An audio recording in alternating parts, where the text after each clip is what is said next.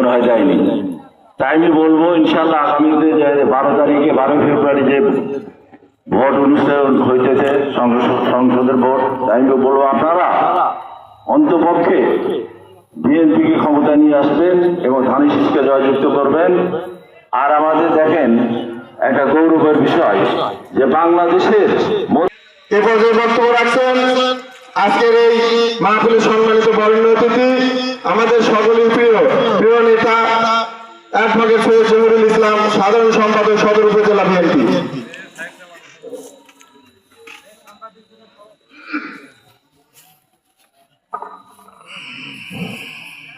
বিসমিল্লাহির রহমানির রহিম।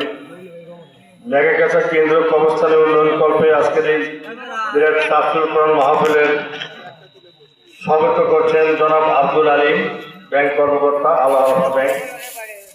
প্রধান অতিথি হিসেবে উপস্থিত আছেন আমাদের সদর উপজেলা বিএনপির মাটি ও মানুষের নেতা, যিনি বিগত ফ্যাসিস্ট সরকারের আমলে আন্দোলন করেছেন, জেল খেটেছেন, সেই নেতা আপনাদের আমাদের সকলের প্রিয় নেতা সদর উপজেলা বিএনপির সভাপতি, জেলা বিএনপির সহসভাপতি জনাব মাহফুজুর রহমান রবেল ভাই।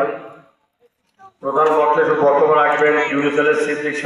আত্মার পরিশুদ্ধতা দিয়ে আমাদের ধর্মীয় জীবন, ইসলামী জীবন এও যদি আমরা শেষ করতে চাই এবং পরকালের জন্য আমরা যেন শুদ্ধ আত্মা, পরিশুদ্ধ আত্মা, যে আত্মাগুলো আল্লাহ পছন্দ করে, আল্লাহ রাসূল পছন্দ করেন, সেই আত্মা নিয়ে যেন আমরা গোরস্থান কবরে যেতে পারি, আখিরাতের জীবনে পদার্পণ করতে পারি। এটা আজকের এই তাফসীরুল কোরআন মাহফিলে আমি সবার কাছে, বক্তার কাছে, আমরা সবার কাছে আমরা আহ্বান রাখছি। সকলেই শুনবেন, নামাজ, রোজা, হজ, যাকাত, নামাজ বিশেষ করে আমাদের 5 ওয়াক্ত নামাজ শহীদ শুদ্ধ হয়ে পড়তেই হবে। ধানসিঁড়ি ভোট দেবো আমরা, আমাদের উন্নয়ন, মসজিদ, মাদ্রাসা, গোরস্থান, রাস্তাঘাটের উন্নয়ন ইনশাআল্লাহ ত্বরান্বিত করব। আমরা ভালোভাবে থাকবো, ভালোভাবে জীবনযাপন করব, এই আশাবাদ ব্যক্ত করে আমার সংক্ষিপ্ত কথা শেষ করতে আল্লাহ হাফেজ। সবাইকে ধন্যবাদ। আসসালামু আলাইকুম। অতিথি জনাব মাহফুজুর আহমেদ খান রুবেল, সহসভাপতি বগুড়া জেলা বিএনপি এবং সভাপতি বগুড়া সদর উপজেলা বিএনপি।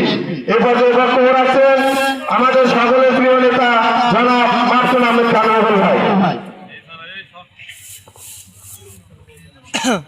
আউযু বিল্লাহি মিনাশ শাইতানির রাজিম। বিসমিল্লাহির রহমানির রহিম।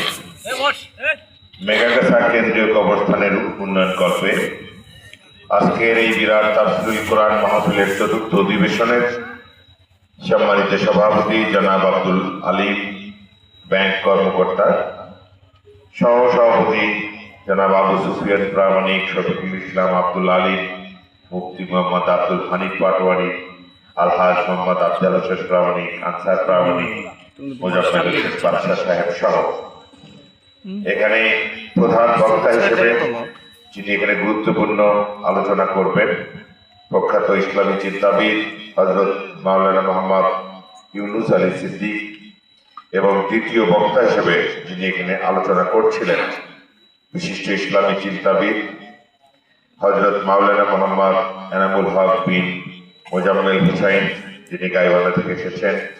তৃতীয় বক্তা হিসেবে হাফেজ কারি মাওলানা মোহাম্মদ আব্দুল ওয়াহিদ আনসারী সাহেব আলোচনা করেছেন।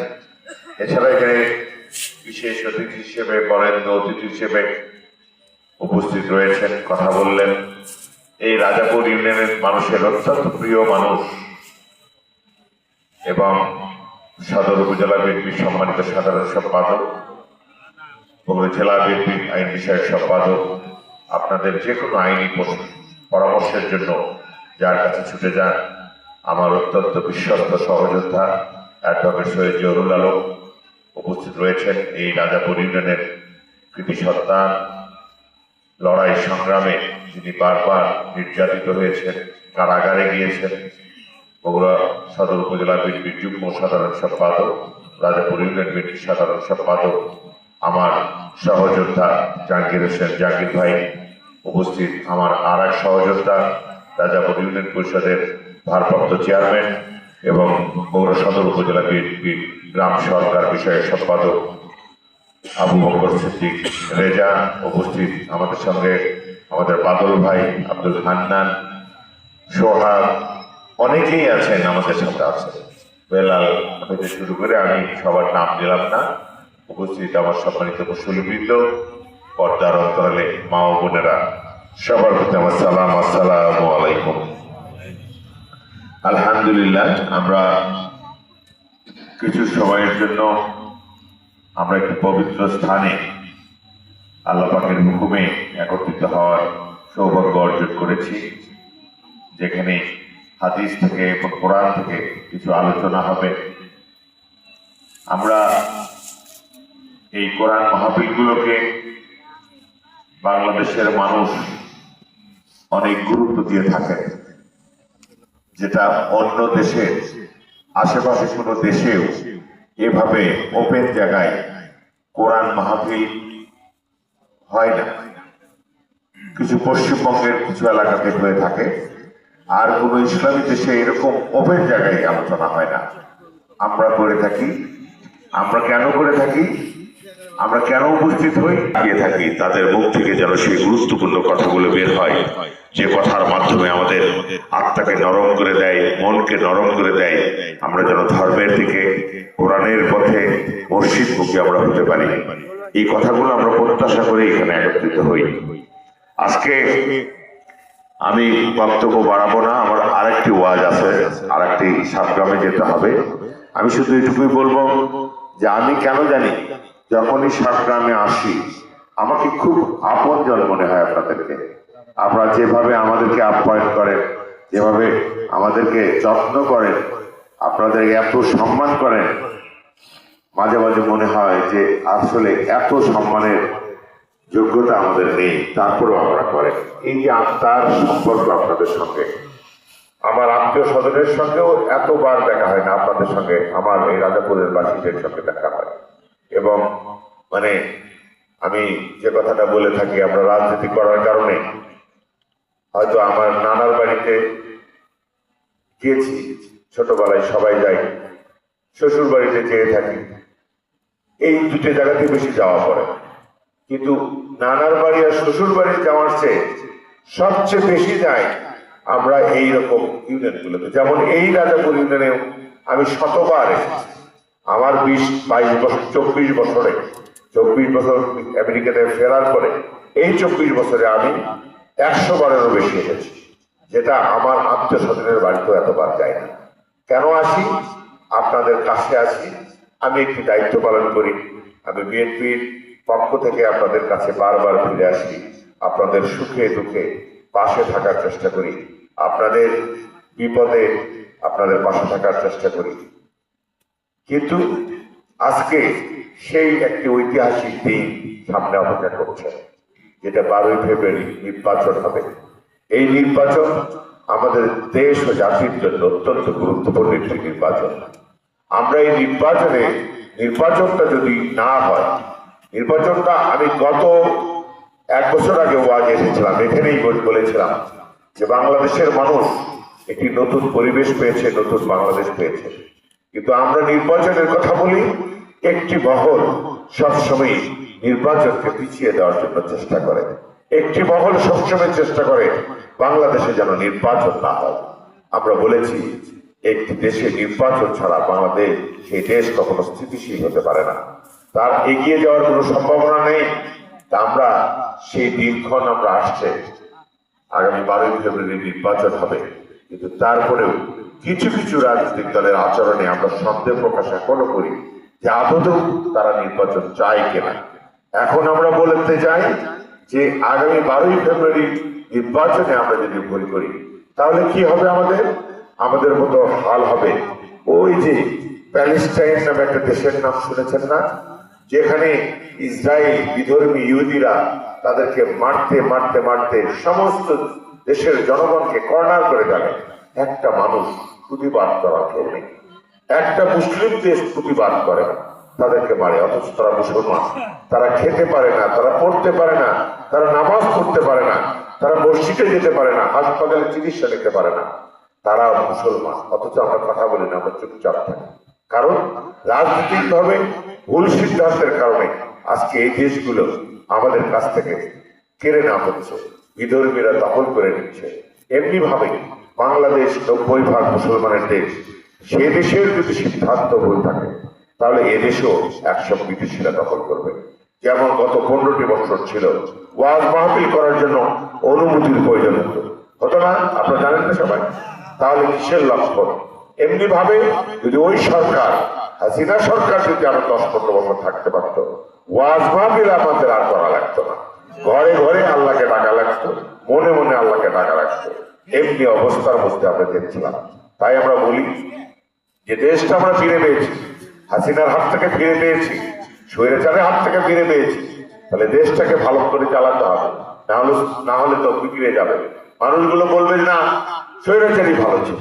অতএব এই দেশটাকে বিনির্মাণ করার জন্য, এই দেশের মানুষকে সুন্দর রাখার জন্য, এই দেশের মানুষ যেভাবে চায় একটি নিরাপদ বাংলাদেশ, একটি ক্ষুধা মুক্ত বাংলাদেশ, একটি সন্ত্রাস মুক্ত বাংলাদেশ, চাঁদাবাজ মুক্ত বাংলাদেশ, দখলদার মুক্ত বাংলাদেশ, এমন একটি বাংলাদেশের জন্য আমরা আগামী 12ই ফেব্রুয়ারিতে জাতীয় সংসদ নির্বাচনে আমরা সবাই ভোট দেবো ইনশাআল্লাহ। সেই নির্বাচনে আমরা আমাদের কথা বলছি, অন্যান্য দল তাদের কথা বলছে, কিন্তু আমরা যে কথা বলতে পারছি না অন্যান্য দল সেগুলো বলে। কিছু কিছু দল আপনাদেরকে ভোটের কথা বলে আপনাদেরকে জান্নাত দিতে চায়, ভোটের কথা বলে আপনাদেরকে বেহেশত দিতে চায়, কিন্তু আমরা তো সেটাতে পারতেই পারি না। জান্নাত দেবে, বেহেশত দেবে আল্লাহ পাক, এটা কোনো মানুষ তো দিতে পারে না, কোন রাজনৈতিক দল তো জান্নাত দিতে পারে না, বেহেশত দিতে পারে না। তাহলে পৃথিবীর এত রাজনৈতিক দল, এত মুসলমান দেশ আছে, কোন দেশেই তো এরকম রাজনৈতিক দল নেই যারা ভোটের কথা বলে, জান্নাতের কথা বলে ভোট চায়। আমাদের বাংলাদেশে চায়। তা আমরা যে কথা বলি সে কথা রাখার চেষ্টা করব। আমরা আপনাদের সঙ্গে প্রতারণা করতে পারবো না, আমরা যেটুকু পারবো আমরা সেটুকুই বলবো। এখন আমরা আগামীতে 22 তারিখ থেকে নির্বাচনী প্রচারণা শুরু হবে। আমরা আপনাদের দ্বারে দ্বারে যাব, আপনাদের বাড়ি বাড়ি যাব, আপনাদের কাছে যাব। আমাদের যে পরিকল্পনা নিয়ে আপনাদের কাছে যাব, আমরা কিভাবে বাংলাদেশের মানুষকে ভালো রাখবো, আমরা ফ্যামিলি কার্ডের কথা বলবো, এমনি কিছু আমাদের আইডিয়া রয়েছে, সেগুলো কথা বলবো। সবচেয়ে বড় কথা, যে মানুষটার কথা আমরা বলবো সেই মানুষটা এতই গুরুত্বপূর্ণ মানুষ, এখন আল্লাহ পাকের ইচ্ছায় হয়েছে, যিনি ঢাকা থেকে বগুড়া আসার কথা ছিল এই গত কয়েকদিন আগে, আপনারা জানেন তো, সেই মানুষটি ঢাকা থেকে বগুড়া আসবে এবং উত্তরবঙ্গ সফর করবে। আমাদের বিএনপির ভারপ্রাপ্ত চেয়ারম্যান জনাব তারেক রহমান, উনি আসলে অন্যান্য রাজনৈতিক দলের নাকি অবস্থা খারাপ হয়ে যাবে, তাই লাখ লাখ মানুষ রাজপথে তাকে দেখতে যাবে, অন্যান্য রাজনৈতিক দলের অবস্থা খারাপ হয়ে যাবে। তখন তারা অভিযোগ করলো উনি যেন এভাবে সফর করতে না পারেন, যার কারণে উনি বাধ্য হলেন সে সফর স্থগিত করতে। আর আল্লাহ পাকের ইচ্ছায় আগামী 28 জানুয়ারি আমাদের সন্তান, আমাদের ভাই, আমাদের তার আত্মীয় জনাব তারেক রহমান বগুড়ার মাটিতে পা রাখবেন ইনশাআল্লাহ। সবাই বলেন ইনশাআল্লাহ। আমরা তাকে দেখতে যাব, আপনারাও দেখতে যাবেন, এবং আগামী 12 তারিখে যে নির্বাচন হবে সেই নির্বাচনে উনি প্রার্থী হয়েছেন। যে মানুষটার দিকে সারা বাংলাদেশের মানুষ তাকিয়ে রয়েছে, সেই মানুষ আমাদের প্রার্থী, সেই মানুষ বগুড়া সদরের মানুষ। কত সৌভাগ্যবান মানুষ যে বাংলাদেশের সবচেয়ে সেরা মানুষকে তারা ভোট দেওয়ার যোগ্যতা অর্জন করেছে, যিনি এখানে নির্বাচিত হতে পারলে উনি আগামী দিনে বাংলাদেশের প্রধানমন্ত্রী হবে, এবং বাংলাদেশের প্রধানমন্ত্রী হতে পারলে আমরা বগুড়া সদরের মানুষ আমরা গর্ব করে, অহংকার করে আমরা বলতে পারবো আমাদের ভোটে নির্বাচিত মানুষটি সারা বাংলাদেশের প্রধানমন্ত্রী। এটা কত বড় অহংকারের বলেন। আমি আপনাদের কাছে আহ্বান জানাবো, বগুড়ার মানুষের কাছে, বগুড়া সদরের মানুষের কাছে, আমরা যে দলই করি না কেন, যে মতেরই হই না কেন, বগুড়ার উন্নয়নের স্বার্থে, বগুড়াকে এগিয়ে নিয়ে যাওয়ার স্বার্থে, বগুড়ার মান সম্মান বৃদ্ধি করার লক্ষ্যে আপনারা দয়া করে জনাব তারেক রহমানকে একটি করে আপনাদের ভোট দেবেন। দয়া করে, উনি আমাদের সন্তান, উনি বগুড়ার সন্তান। তাহলে ওনাকে কি ওই গাইবান্ধার লোক বেশি করে সাপোর্ট করবে না আমাদের বেশি করে করতে হবে বলেন? যদি শেখ হাসিনা যখন ভোট করত, তখন তার গোপালগঞ্জে শেখ হাসিনা যখন ভোট করতো, গোপালগঞ্জের 90% মানুষ তাকে ভোট দিত, 10% মানুষ অন্য মার্কা ভোট করত। কেন? ওই এলাকায় তার বাড়ি। তা আমরা দাবি করছি, আল্লাহ পাক যদি মেহেরবানি তাকে যদি সুস্থ রাখে, জীবিত রাখে, আল্লাহ আগামী 12 তারিখ পর্যন্ত আমাদের সকল ভালোবাসা, সকল উদারতা, সকল শ্রদ্ধাবোধ দিয়ে আমাদের মহান নেতা জনাব তারেক রহমানকে আমরা নির্বাচিত করবো ইনশাআল্লাহ। এবং আগামী দিনে আপনাদের যে সমস্যাগুলি রয়েছে, যে সমস্যা বগুড়ার মানুষের রয়েছে, এখানে বিভাগ হয়নি, সিটি কর্পোরেশন হয়নি, একটা বিশ্ববিদ্যালয় হয়নি, একটি মেডিকেল বিশ্ববিদ্যালয় হয়নি, অনেক কিছুই করার রয়েছে, যেটা দেখা যাচ্ছে যে আপনারা সে শহরের সে সুবিধাগুলো আপনারাও পৌরসভার এত কাছে, আপনারাও শহরের মতো আপনাদের ভবিষ্যতের দিন যাপন করতে পারবেন। এবং এই রাজাপুর ইউনিয়ন আমি আরো বেশি করে আপনাদেরকে কেন ভালোবাসি জানেন? অর্থনৈতিকভাবে একটু দুর্বল মনে হয় এই রাজাপুর ইউনিয়ন। এই রাজাপুর ইউনিয়নটা আমরা পেয়েছি একটা ইউনিয়ন, যে ইউনিয়নে কোনো কলেজ নেই, যে ইউনিয়নে কোনো হাই স্কুল নেই, যে ইউনিয়নের মাটিতেও কোনো ইউনিয়ন পরিষদ নেই, অন্য জায়গায় যে ইউনিয়ন পরিষদে কাজ করবার করতে হয় না, তাই করেন না আপনারা? এই যে আপনাদের কষ্ট, এই কষ্টগুলো কিন্তু আমরা ধারণ করি, আপনাদের কষ্টগুলো আমরা জানি। আপনাদের এখানে বড় বন্দর নেই, বড় একটি হাট নেই, এটা ইনকামের যে সোর্স নাই বলতে বলা চলে, এখানে কিচ্ছু নেই। তো এইভাবেই একটা ইউনিয়ন চলতে পারে না। এই ইউনিয়নের জন্য আপনাদের অনেক কাজ ভবিষ্যতে করতে হবে। সেই জন্য আমাদের প্রতি বিশ্বাস রাখবেন, আমাদের প্রতি আস্থা রাখবেন। আমাদের নেতা জনাব তারেক রহমান, আমাদের বগুড়া জেলা বিএনপির নেতা জনাব রেজাউল করিম বাদশা ভাই, তাদের প্রতি আস্থা রাখবেন যে ভবিষ্যতে এই যে আপনাদের দুর্দশা, এই এলাকার মানুষগুলো শিক্ষা ক্ষেত্রে পিছিয়ে রয়েছে, চাকরি বাজারে পিছিয়ে রয়েছে, উন্নয়ন কর্মকাণ্ডে পিছিয়ে রয়েছে, আমরা আপনাদেরকে এগিয়ে নিয়ে দিতে চাই। আপনারা আমাদের সঙ্গে থাকবেন তো ইনশাআল্লাহ? আল্লাহ পাকের ইচ্ছায় আল্লাহ পাক আমাদেরকে যেন কবুল করেন। এবং এখানে যে কবরস্থান, এই কবরস্থানে গত 1 বছর আগে এসেছিলাম, আল্লাহ পাকের এই হুকুমে আমাদের মাধ্যমে আপনাদেরকে 60,000 টাকা দেওয়ার একটা সুযোগ আমরা করে দিয়েছিলাম। কি রেজা দিয়েছিল? আলহামদুলিল্লাহ। এবং ভবিষ্যতে এবং ওই কবরস্থান পর্যন্ত যাওয়ার যে রাস্তা, সেটাও পাকা হচ্ছে, আপনারা শুনছেন তো? এবং আপনারা যে মহৎ উদ্যোগ নিয়েছেন, কবরস্থান যেটা আমাদের শেষ আশ্রয়স্থান, শেষ ঠিকানা, আল্লাহ পাক কি পরিমাণ যে খুশি আপনাদের উপর হয়েছে, এটা আমরা আল্লাহর কাছে আমরা শুকরিয়া আদায় করি যে এই মহৎ কাজের সঙ্গে আপনারাও জড়িত হয়েছেন, আমরা আল্লাহ পাক আমাদেরকেও জড়িত করেছেন। আলহামদুলিল্লাহ। আমরা সবাই মিলে যেন এই মহৎ কাজটি যেন সম্পূর্ণ করতে পারি। আপনাদের অবস্থান থেকে সহযোগিতা করবেন, আমাদের অবস্থান থেকে আল্লাহ পাকের ইচ্ছায় আপনাদেরকে সহযোগিতা করবো ইনশাল্লাহ। এবং এখানে এই কবরস্থানটা যেন পরিপূর্ণ রূপ ধারণ করে, একটি আধুনিক কবরস্থান যেন সেখানে হতে পারে, এই জন্য আমরা কাজ করে যাব। এছাড়াও আপনাদের রাস্তাঘাট, রেজা যে কথাগুলো বললো, আল্লাহ পাক যদি তারেক রহমানকে প্রধানমন্ত্রী করে, আপনাদের রাস্তা আর বাকি থাকবে না, সমস্ত রাস্তার কাজ হবে ইনশাল্লাহ। আপনাদের সকল যে আপনাদের যে সমস্যাগুলি রয়েছে, সেগুলো সমস্ত কাজ হবে। তার জন্য কারো কাছে যেতে হবে না, তার জন্য আপনাকে কাউকে টাকা দিতে হবে না, কাউকে কমিশন দিতে হবে না। ইনশাল্লাহ মাথা উঁচু করে আগামী দিনে আপনারা আপনাদের জীবন পরিচালনা করবেন এবং আগামী দিনে রাজনীতি করবেন ইনশাল্লাহ।